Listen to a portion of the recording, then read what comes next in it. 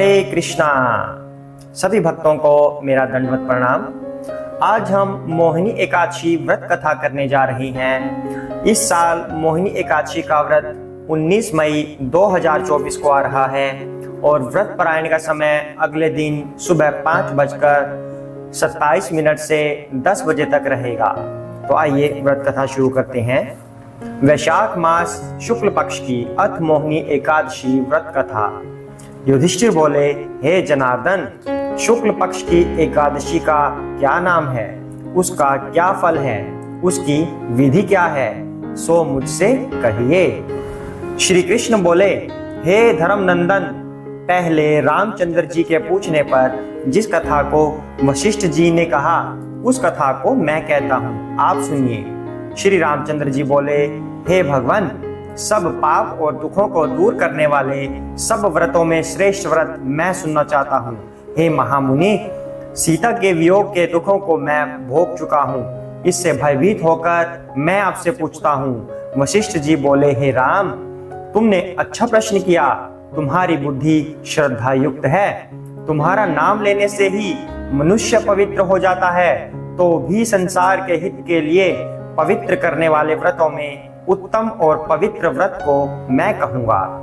हे राम, वैशाख शुक्ल पक्ष में जो एकादशी है उसका नाम मोहिनी है। वह सब पापों को दूर करती है।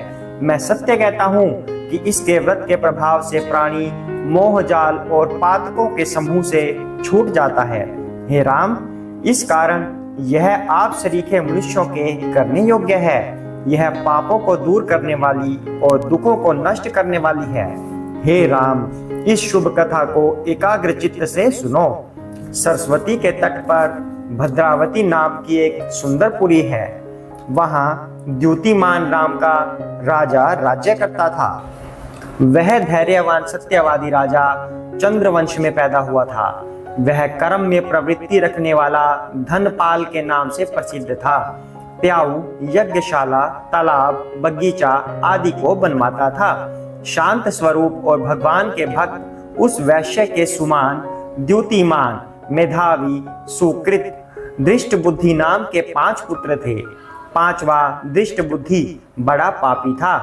वेश्याओं से रमण तथा दुष्टों से वार्तालाप में कुशल था। जुआ आदि का उसको व्यसन था। पराई स्त्रियों से गमन करता था। देवता, अतिथि, वृद्ध, पितर और ब्राह्मणों आदि का पूजन नहीं करता था। वह अन्यायी और दुष्ट था। पिता के धन को नष्ट करता था। अभक्ष्य वस्तुओं को खाता था। वह पापी सदा मदिरा पीता था। उसके पिता ने उसको वैश्य के गले में बाहें डालकर घूमते हुए देखा तो उसे घर से निकाल दिया और बांधुओं ने भी उसको अलग कर दिया। उसने अपने शरीर के आभूषण भी नष्ट कर दिए। धन के नष्ट होने से वैश्याओं ने भी निंदा करके उसको त्याग दिया। वस्त्रहीन और भूख से व्याकुल होकर वह चिंता करने लगा कि मैं क्या करूं और कहां जाऊं और किस उपाय से प्राण बचे। फिर उसी नगर में वह चोरी करने लगा। राजा के सिपाही उसको पकड़ लेते थे, किंतु पिता के भय से छोड़ देते थे। वह कई बार पकड़ा गया और छोड़ दिया गया। फिर वह दुराचारी दुष्ट बुद्धि मजबूत बेड़ियों से बांधा गया। कोड़ों की मार लगाकर उसको कई बार पीड़ित किया गया और उससे कहा कि हे मंद बुद्धे, तू मेरे देश में मत रह। ऐसा कहकर राजा ने उसकी बेड़ी कटवा दी। वह राजा के डर से निर्जन वन में चला गया। वहां भूख प्यास से पीड़ित होकर इधर उधर घूमने लगा। फिर सिंह की तरह मृग, शुकर और चीतों को मारने लगा। हाथ में धनुष बाण और पीठ में तरकस बांधकर मांसाहार करता हुआ वन में रहने लगा। वन में विचरने वाले पक्षी, पशु, चकोर, मोर, कंक, तीतर और मूषकों को मारने लगा। इसके अतिरिक्त और जीवों को भी मारने लगा। निर्दयी दृष्ट बुद्धि पूर्व जन्म के पापों से पाप रूपी कीचड़ में फंस गया। दुख शोक से युक्त होकर वह दिन रात चिंता करता था। कुछ पुण्य के उदय होने से वह कौंडिन्य ऋषि के आश्रम में गया। वैशाख के महीने में गंगा जी स्नान किए हुए तपस्वी कौंडिन्य मुनि के पास शोक से पीड़ित दृष्ट बुद्धि गया। उनके वस्त्र से गिरी हुई जल की बूंद के स्पर्श से उसके पाप दूर हो गए।